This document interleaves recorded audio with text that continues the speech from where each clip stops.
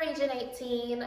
Okay, so this is your explanation video for the Atterbury Ruby Mountain Serenade. So, a couple of things before we start. The main things that are probably going to be the things that you want to focus on are going to be the key change from D major to F major, making sure that your ear is getting really used to what it needs to listen to and adjust to, and then your hand also reaches low enough for your B flats and everything in the F major key. Looking at it, it's not the most rhythmically challenging excerpt, but you do want to make sure that all of your subdivisions are still very precise and that you are counting in your head, making sure that you are doing your 16th note subdivisions, especially when you have those 16ths, and then for the most part, always 8th note subdivisions if you can. We have a little bit of shifting at measure 63 that you just want to watch out for, but overall this is a very calm excerpt and you can really focus on the dynamics and the shaping of the phrases. There are a couple of tempo things and the last line that the judges would probably want to make sure that you understand what they are, and we're going to talk about that when we get there. But we're going to go line by line just because I feel like it's the easiest way to do it. So let's start at 39. 84 is not too slow, not too fast, but we're starting mezzo piano, so I would not start at the frog, just start in the middle of your bow. And let's just go for it. So 1, 2, 3.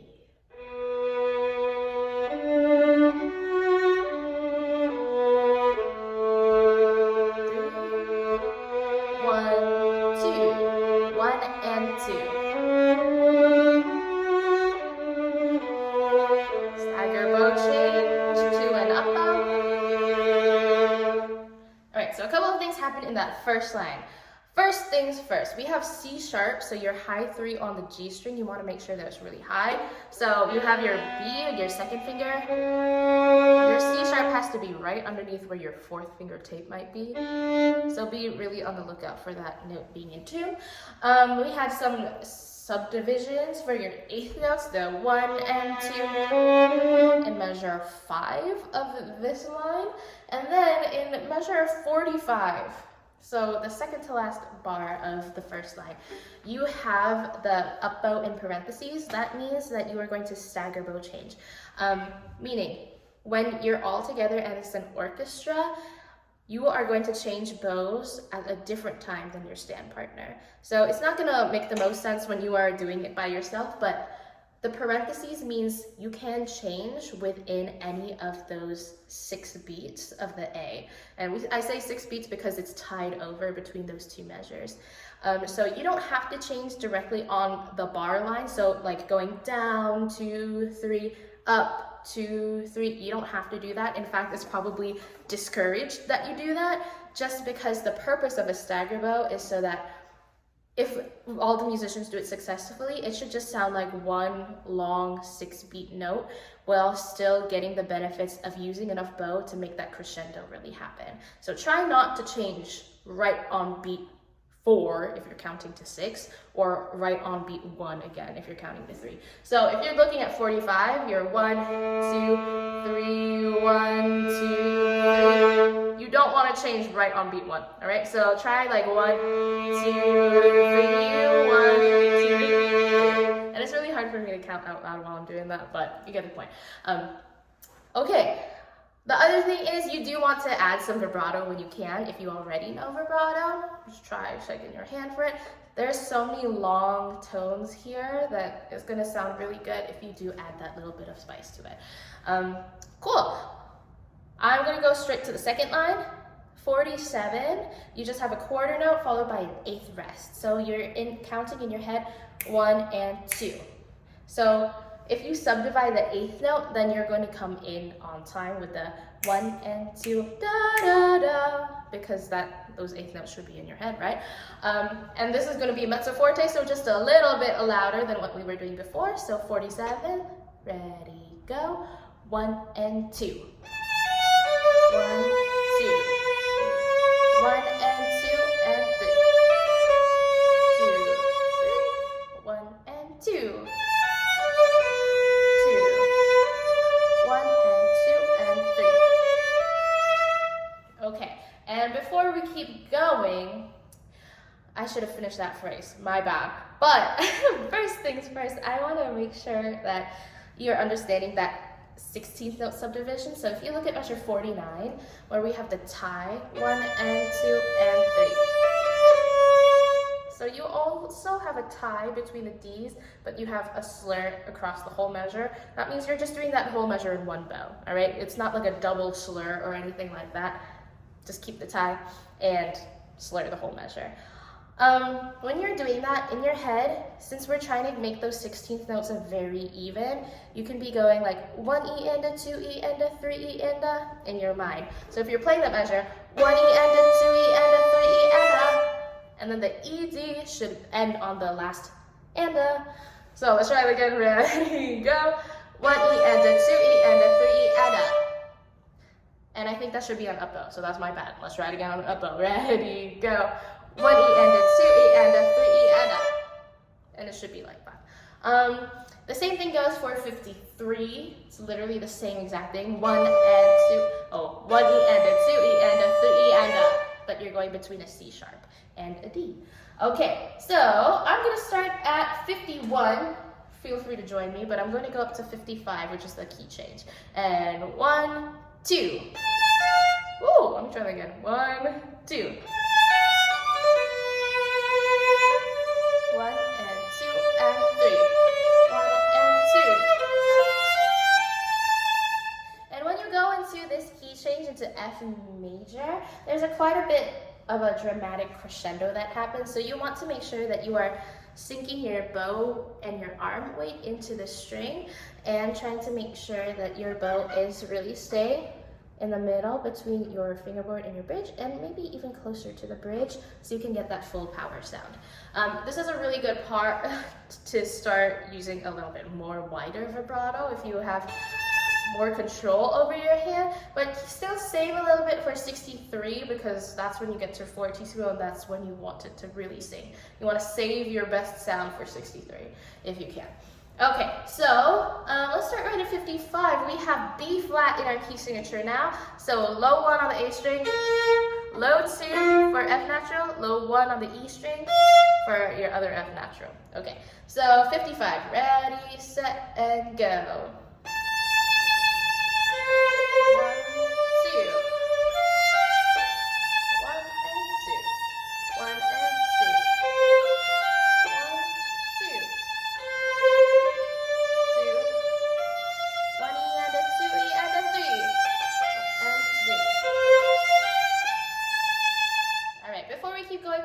Fortissimo section, again, it's your subdivisions that are going to make or break your rhythmic accuracy. So really keep thinking in your head, your 1 E and a 2 E and a 3 E and a, or your 1 and 2 and 3 and no matter what. And for a little bit more of a musical phrase, you see that forte is printed at 55, and then the next printed dynamic that you see is that crescendo to fortissimo in 61 to 63. That doesn't mean that you can't phrase a little bit inside of that as well. So what I'm thinking is, instead of just like note by note, like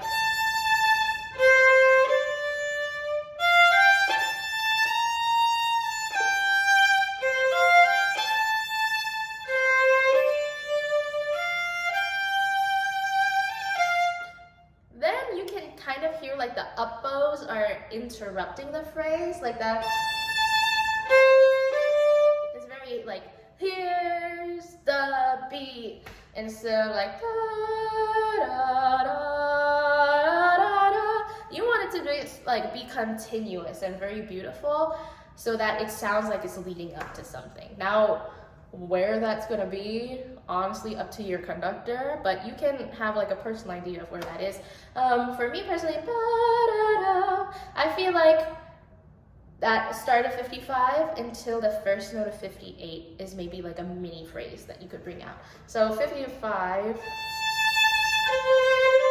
leading.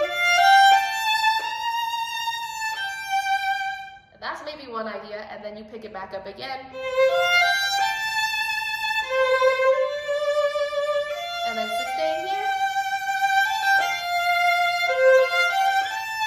And then those pickup notes, those 3 eighth notes that go into 63, you want to make sure that you are using a lot of sweeping bow so that they sound loud enough. That's like, the idea is instead of us cutting off right the note right before the, that's not the end. You're like, no, I still have something to say because I want to go up to that fortissimo dynamic. And then all of this stuff is going to be your loudest things. So 63, lots of bow. Lots and lots and lots of bow. Try to keep your bow hair flat, and try to keep your bow straight while you're doing it. It's not the best when you're just like pulling your bow downwards and like behind you, because then you're gonna get contact point issues like.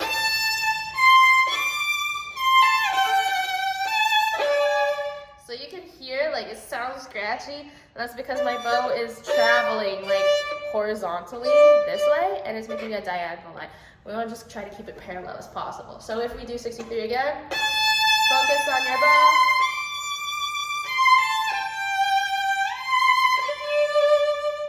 Then it's gonna make a better sound. Now for fingering, don't do what I just did. You need to stay in position. So you're going 1, 3, 4, 3, 1, 4, 3, 1.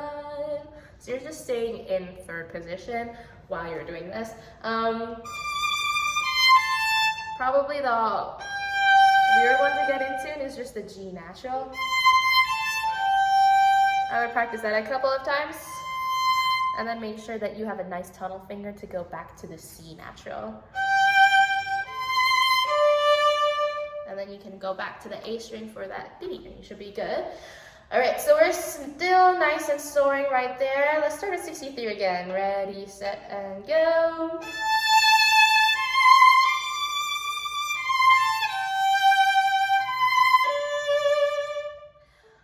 That's also an alternate fingering. You can shift down to second position. You don't have to do that, but I would really recommend staying in third just to make it a little bit easier. 63 one more time, and then I'll really keep going this time. Okay, ready, set, and go. 1, 2. 1, 2. 1, 2. 1 and 2. 1, 2. 1, 2, 3. 1, 2. All right, so you want to kind of keep the momentum going throughout those rests that go into 71, but then also you had just played fortissimo for a little bit. You got to die down when it tells you to. So those pickups to the mezzo forte in 67, just accept that as like, this is the start of a new character. I need to step back a little bit. I showed off what my best sound sounds like. Now I need to just back away. Give it some space. The other thing that I was gonna say there, anytime that you are changing dynamics suddenly, or not suddenly, but like a little bit more gradually, and you're trying to change character, I would really try to recommend that you think about how much bow you're using, how much you're tilting your bow as well, to really try to over-exaggerate that character, because the more that you try to over-exaggerate, then the easier it is for you to hear it, and then sometimes the easier it is for the audience to hear it. Now, there's a fine line between doing too much with their over-exaggeration, where you're like completely ignoring what the composer wrote. So for example, if you went from fortissimo to pianissimo, that's too much. But you do want a character change there. So you had just done flat bow hair. I would try to even think about where that note ends, so you have enough bow and it's in a comfortable enough place for that next three, for those next 3 eighth notes to sound really good.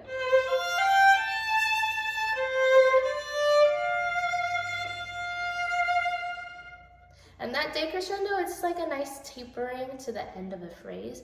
You want to make sure you slow down your bow speed. 1, 2, 3. Yeah, that's the best way to do a decrescendo without getting shaky bow, because if you just try to go the same bow speed and then loosen up on the weight, especially when you're nervous during the actual audition day, you might get a little bit of that. So slow down the bow speed and the weight together. Now, with that being said, this last line has some really cool tempo changes that you can do. So the first one is right at 71. Underneath it, it says poco rubato. So if you don't know what that means, rubato is kind of like playing with the time a little bit. You're taking time away. So fancy way of saying you don't have to stay strictly with the 1, 2, 3. However, when you are in the orchestra and if you made it into the orchestra, you do have to follow the conductor, but it's not going to be that same 84 quarter note that you were doing earlier. They might go ba-da-da-ba, ba-dum-ba, and really place each note.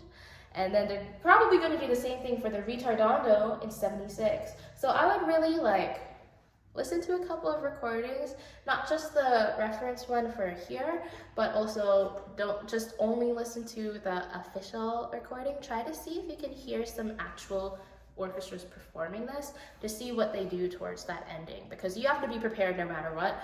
And it's always a good idea to listen to real live people play.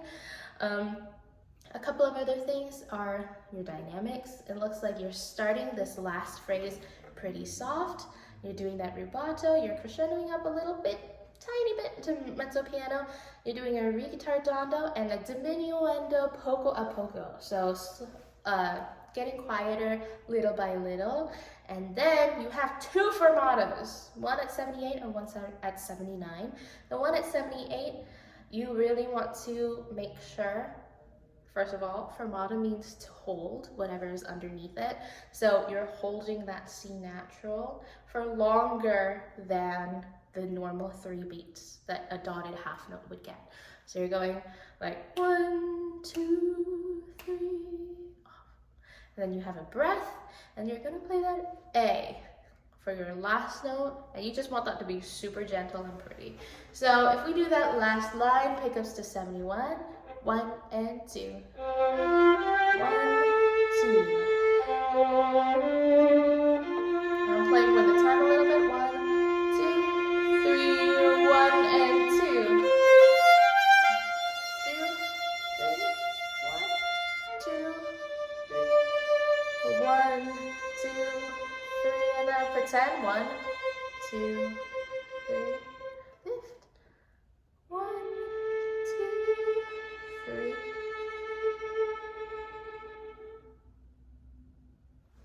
And it's a good idea to try to see or hear what the other people in the orchestra might have during that last note.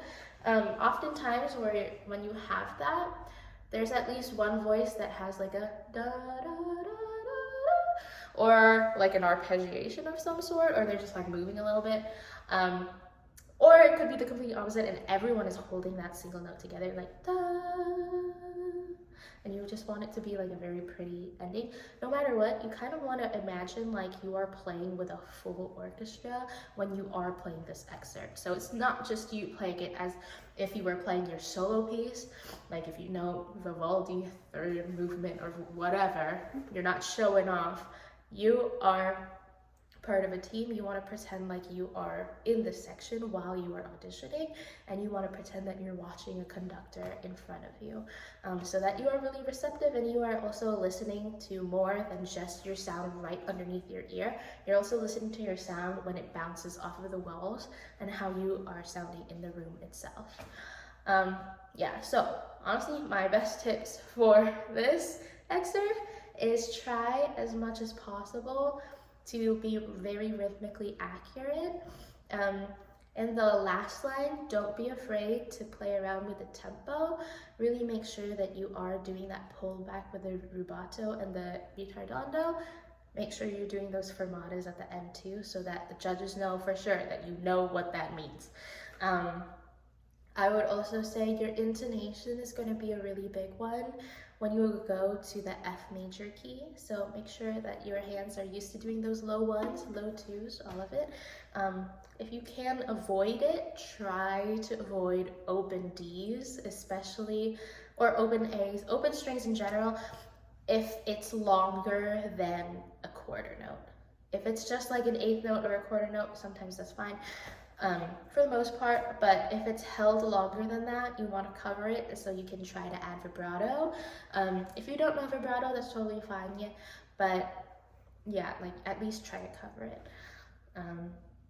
And yeah, try to do a lot with the phrasing, and other than that, good luck.